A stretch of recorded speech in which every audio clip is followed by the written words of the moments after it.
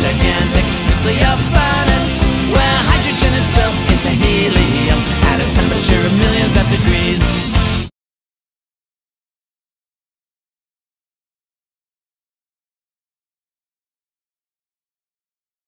Hey there, Mustangs. Welcome to school for the last week of the school year, and also our last episode of Mustang Media.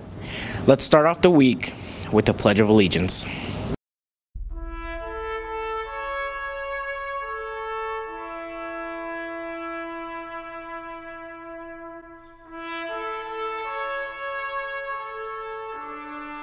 Please stand for the Pledge of Allegiance. Ready, begin. I pledge allegiance to the flag of the United States of America and to the republic for which it stands, one nation, under God, indivisible, with liberty and justice for all. Thank you. Well done. Let's see what's happening at Westlake during our last week.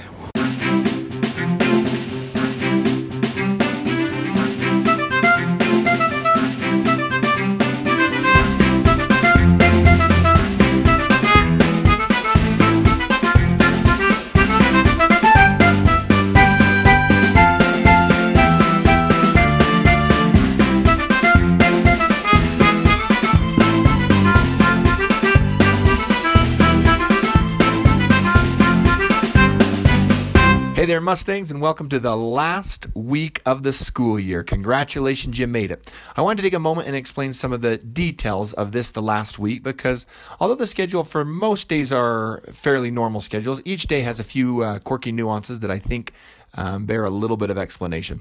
Today, Monday, the day you're likely watching Mustang Media, is a normal schedule until the last 15 minutes of fifth period. At 2:30, all students will be excused from their fifth period to go back to their lockers to clean them out. Our teachers will also be invited to go back to their Mustang Room locations so they can check off each of their Mustang Room students and make sure that their lockers are cleaned out appropriately. After school on Monday, our custodial staff will actually go through and they will reset the locker combinations for the next school year. So you won't be able to get into your locker after Monday. Make sure it is thoroughly cleaned out. Tuesday has a normal schedule, but the one anomaly you should expect when you arrive at school on Tuesday is that's the first day that we are not allowing backpacks to be at school. We won't on Tuesday, Wednesday, Thursday, or Friday. So after Monday, you shouldn't have backpacks with you. If you forget, when you arrive, no matter which entrance you come in, there'll be a teacher or staff member standing there. If they see you with a backpack, they're going to go ahead and take it from you. They'll label it with your name, put it in the office, and you can pick it up after school. So there's really no point in bringing a backpack on Tuesday through Friday. Wednesday is a fairly normal schedule, at least to start the day, but Wednesday is also the day that we will be having our winning grade level from the Penny Wars enjoying their field trip to the Classic Fun Center. We'll announce which grade that is a little later in the episode, but on that day, that grade level will actually have first lunch, and then they'll get on the buses to go to Classic Fun Center. Our other grade level will stay at school and continue on their third and their fourth period, but no matter which location you're at, whether it's Classic Fun Center or at school, come about fifth period, all of our yearbooks will be distributed, and we'll take some time to sign yearbooks. Again, if you're at the Classic Skating, no problem. You're hanging out with friends anyways. You can pass around yearbooks and have those signed.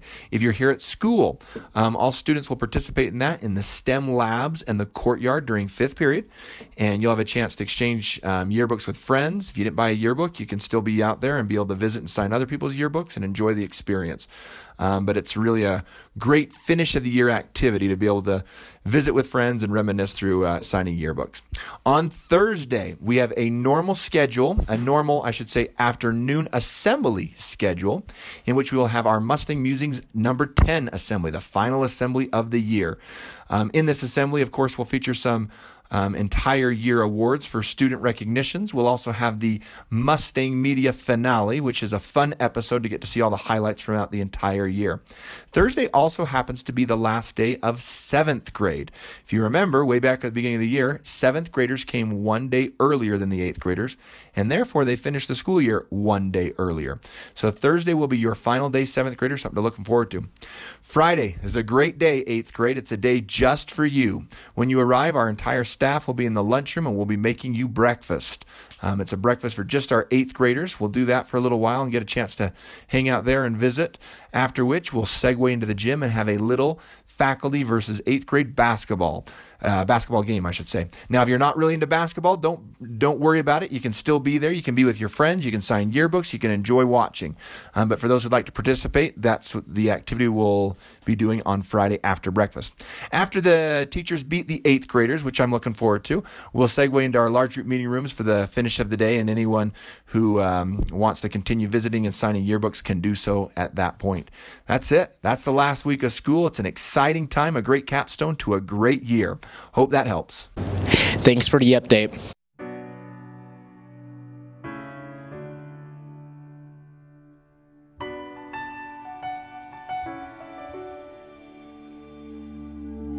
I am not a stranger to the dark. Hide away, they say, 'cause we don't want your broken parts. I've learned to be ashamed of all my scars. Run away, they say, no one will love you as you are. But I won't let them break me down to dust. I know that there's a place for us, for we are glorious. When the sharpest words wanna cut me down, I'm gonna send the blood, gonna drown them out. I am brave, I am bruised, I am who I'm meant to be. This is me. Look out, 'cause here I come, and I'm marching on to the beat I drum. I'm not scared to be seen, I make no apologies. This is me.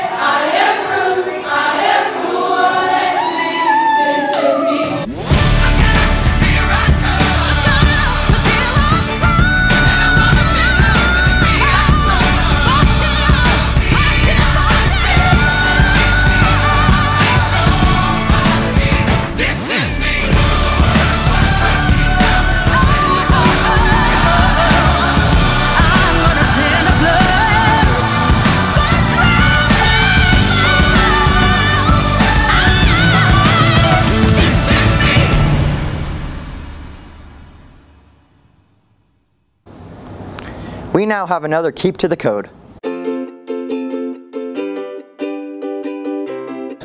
Students, please take the opportunity to thank your teachers for all the hard work and dedication they put in this year.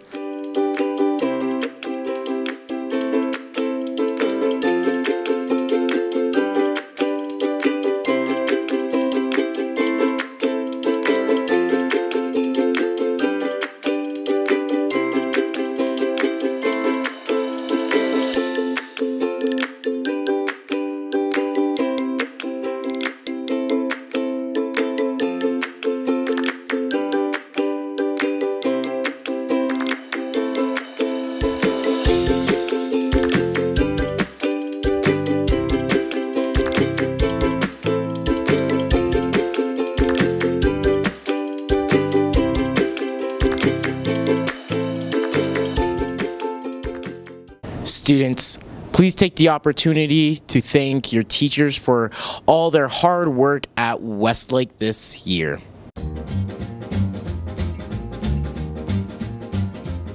And every time it rains, rains from heaven.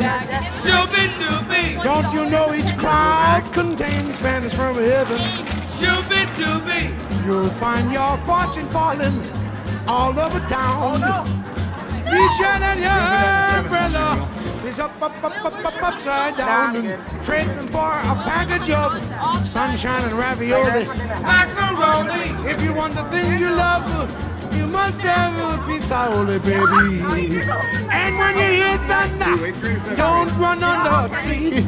It's Spanish from heaven for you and me. Now come over here, boy, Sam. And every time it rains, and don't you know it's crocodile?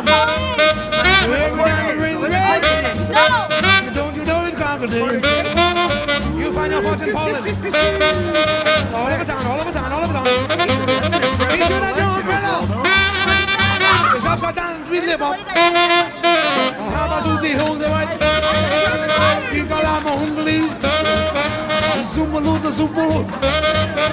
Oh, but the boys are hey, Baba, ha boy. Ooh, Baba, ha boy. Woody woo. I knew I'd get you. Let's go. Let's go.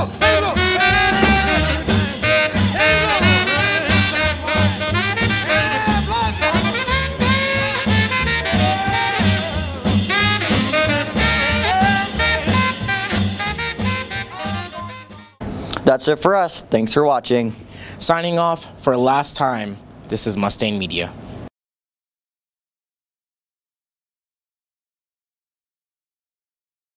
Do you hear Yanni? Laurel. Laurel. Or Laurel? Laurel. Laurel. A recent Twitter poll found that 47% of people hear Yanni, while 53% hear Laurel. Clearly, this has created an internet argument that is dividing the nation. So, what is the science behind the madness? One of the first aspects is priming. If you were to play this clip without providing the option of Yanni or Laurel, you may have heard neither of these words, but by reading them, you're primed to hear one or the other. Secondly, when you speak, you are producing sound waves, which propagate through the air. This is a visual depiction of the sound waves of the original Yanni/Laurel recording, created by Brad Story, a professor of speech, language, and hearing. Here is the depiction of him saying Laurel. You can see that the acoustic features are very similar. Here is a depiction of him saying Yanni. The acoustic features are also similar. So the words Yanni and Laurel audibly are more similar than you might think. Whether you're listening on a laptop, phone, or headphones will influence what you hear based on sound quality. But what if you are listening through the same device, but you hear different things with someone next to you? It might have to do with the age of your ears. The sounds in Yanni play at a higher frequency than the sounds in Laurel. As we age, our ears are less able to hear higher frequencies. So if you are hearing Yanni, you might have younger ears. Luckily, with the help of the internet, we can hear both. Brilliant Twitter user at XXV posted audio of the pitch brought both down and up. When you listen to it brought down 30%, you will hear Yanni. Yanni. Yanni. But when you listen to it with the pitch brought up 30%, you will likely hear Laurel. Laurel. Laurel. Your brain has so much stimulus at all times that it uses existing information and precise neurological pathways to focus its attention. This is why at a loud party you can listen to your friend beside you, but pop your attention into another convo if need be. Similarly, your brain is unconsciously choosing which frequencies in the recording to pay attention to. So, what is the final answer? If you heard Laurel, you are correct. The original recording is saying Laurel, but with higher frequencies overlaid, creating ambiguity.